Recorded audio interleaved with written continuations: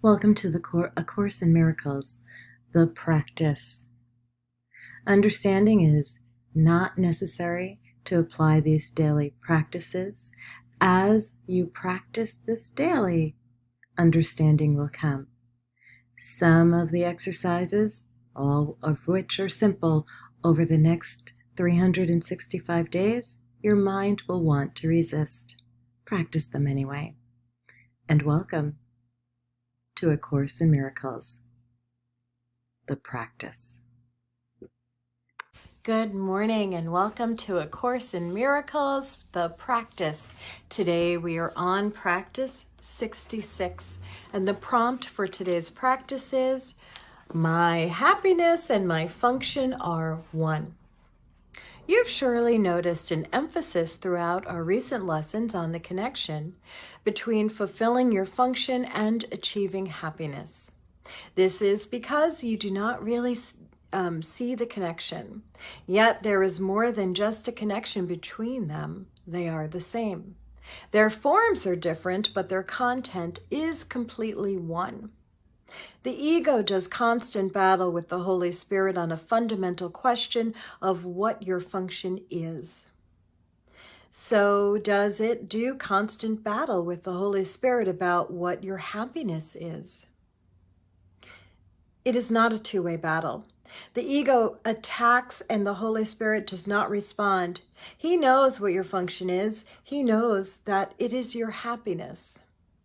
Today we will try to go past this wholly meaningless battle and arrive at the truth about your function.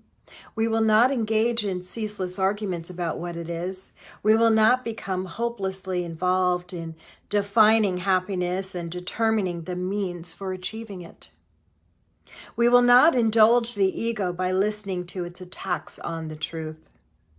We will merely be glad that we can find out what the truth is. Our longer practice period today has as its purpose your acceptance of the fact that not only is there a very real connection between the function God gave you and your happiness, but that they are actually identical. God gives you only happiness, therefore, the function he gave you must be happiness, even if it appears to be different. Today's exercises are an attempt to go beyond these differences in appearance and recognize a common content where it exists in truth. Begin the 10 to 15 minute practice period by reviewing these thoughts. God gives me only happiness. He has given my function to me. Therefore, my function must be happiness. Try to see the logic in this sequence, even if you do not yet accept the conclusion. It is only if the first two thoughts are wrong that the conclusion could be false. Let us then think about the premise for a while as we are practicing. The first premise is that God gives you only happiness. This could be false, of course, but in order to be false, it is necessary to define God as something, and he is not. Love cannot give evil, and what is not happiness is evil. God cannot give what he does not have, and he cannot have what he is not. Unless God gives you only happiness, he must be evil. And it is this definition of him which you are believing if you do not accept the first premise. The second premise is that God has given you your function. We have seen that there are only two parts of your mind. One is ruled by the ego and is made up of illusions. The other is home of the Holy Spirit where truth abides. There are no other guides but these to choose between, and no other outcomes possible as a result of your choice but the fear which the ego always engenders and the love which the Holy Spirit always offers to replace it. Thus, it must be that your function is established by God through his voice, or is made by the ego, which you have made to replace him. which is true. Unless God gave your function to you, it must be the gift of the ego. Does the ego really have gifts to give, being itself an illusion and offering only the illusion of gifts? Think about this during the longer practice period today. Think also about the many forms which the illusion of your function has taken in your mind, and the many ways in which you tried to find salvation under the ego's guidance. Did you find it? Were you happy? Did they bring you peace? We need that great honesty today.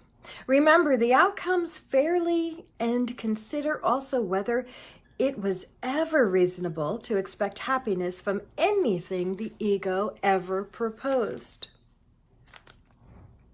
Yet, the ego is the only alternative to the Holy Spirit's voice. You will listen to madness or hear the truth.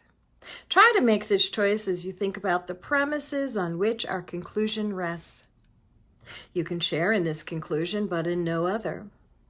We can share in this conclusion, but in no other, for God himself shares it with us. Today's idea is another giant stride in the perception of the same as the same and the different as different. On one side stand all illusions. All truth stands on the other. Let us try today to realize that only the truth is true. In the shorter practice periods, which would be most helpful today if undertaken twice an hour, this form of the application is suggested. My happiness and function are one because God has given me both. It will not take more than a minute, and probably less, to repeat these words slowly and think about them a little while you say them. Good morning, Marguerite. Okay, so that's the practice for today, practice 66. The prompt is, my happiness and my function are one. For the longer practice periods, you are reviewing these thoughts. God gives me only happiness. He has given my function to me. Therefore, my function must be happiness. And for the shorter practice periods, twice an hour, the prompt is, my happiness and function are one because God has given me both. I'm Keisha Dixon. Have a wonderful day.